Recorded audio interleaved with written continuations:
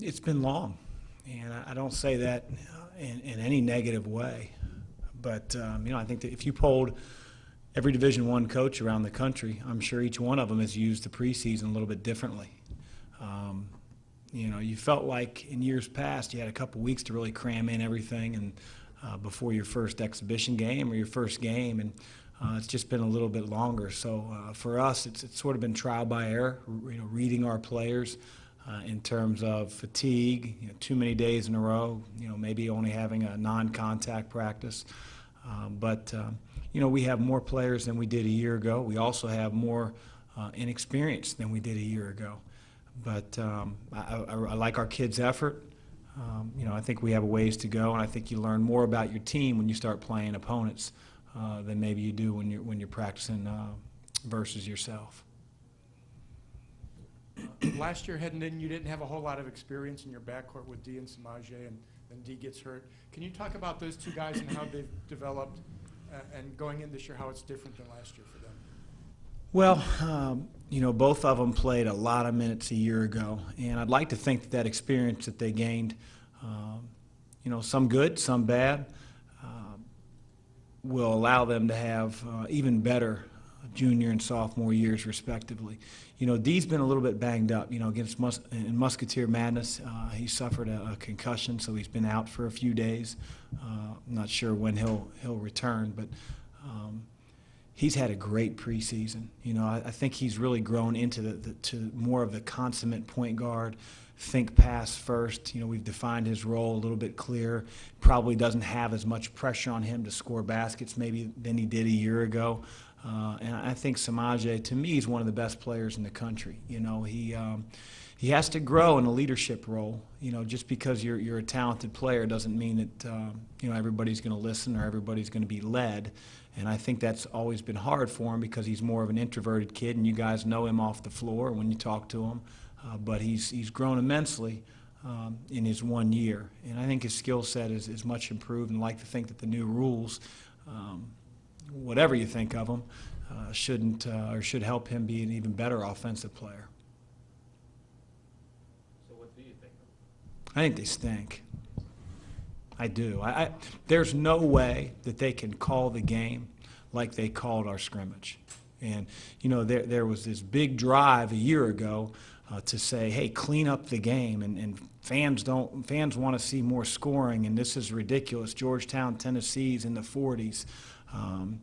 But I don't think fans, at least in the arenas I've ever been in, whether I was a fan, a player, a coach, want to see, one team shoot 50 free throws and the other team shoot 46 free throws.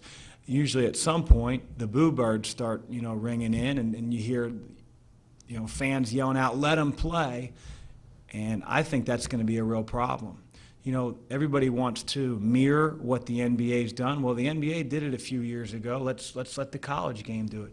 There are extraordinary differences between the NBA and college basketball. Number one, the skill level is here and here, period. The second thing is there's star power in the NBA. If LeBron James hand checks, Ricky Rubio, they're not calling that. Well, they're not going to treat D. Davis like they treat Tim Whalen. They're going to treat every kid the exact same way. So whoever hand checks, it's just going to be arm in the air, foul.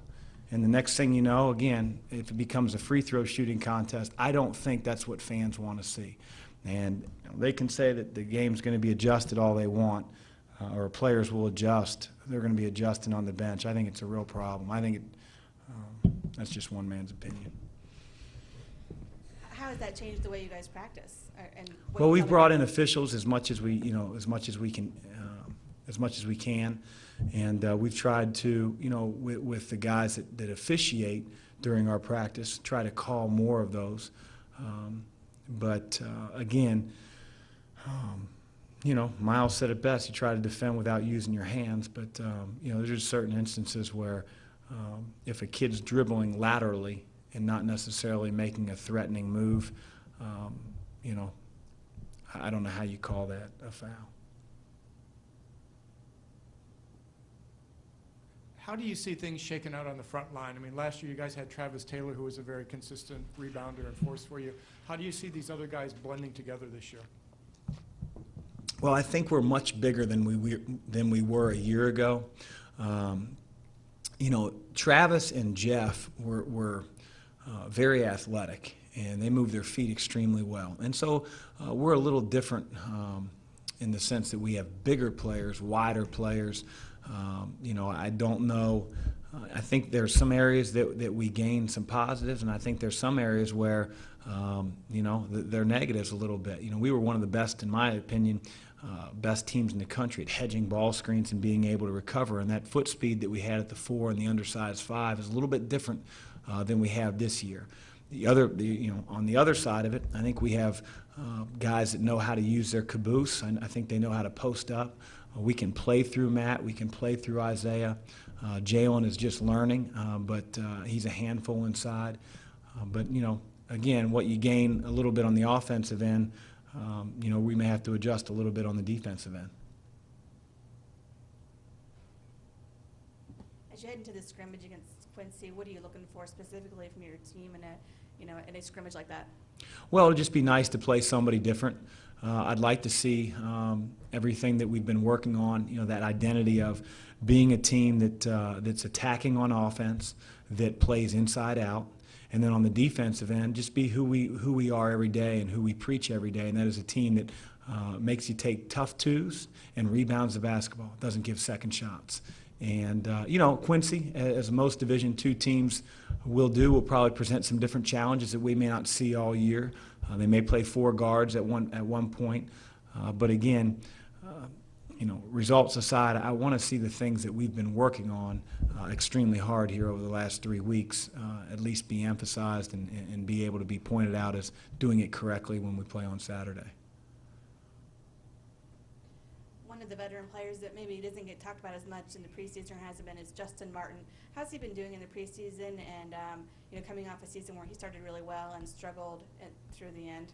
Well, I think Justin provides a little bit of versatility for us. You know, in years past, we've primarily only played him at the small forward position. I feel like this year we can play him a little bit at the 4 as well, and so he's learned both positions, a guy that's capable of playing a stretch 4 for us, at the same time also play on the perimeter. So, you know, the last week or so he's been battling a little bit of a toe injury. I don't know if he broke it or not, but, you know, he sort of has been moving gingerly, so to speak. But he's done a really good job. He's practiced with more effort, more energy.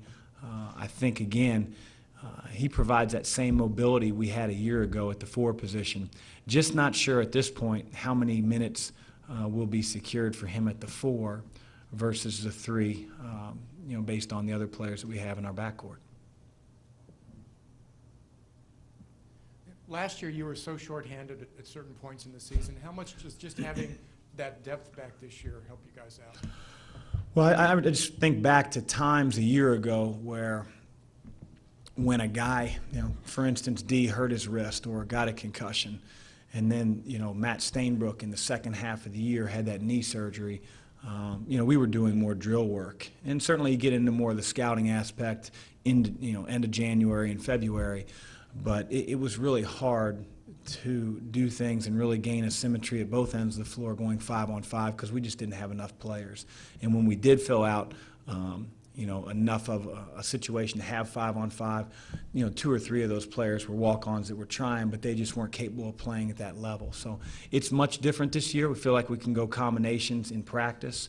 We can slide Justin over to the 4. We can go big and put Jalen and Matt in at the same time. So I think, you know, for us, just finding the right fits based on who we play, I think it'll be a much greater advantage than we had a year ago, certainly.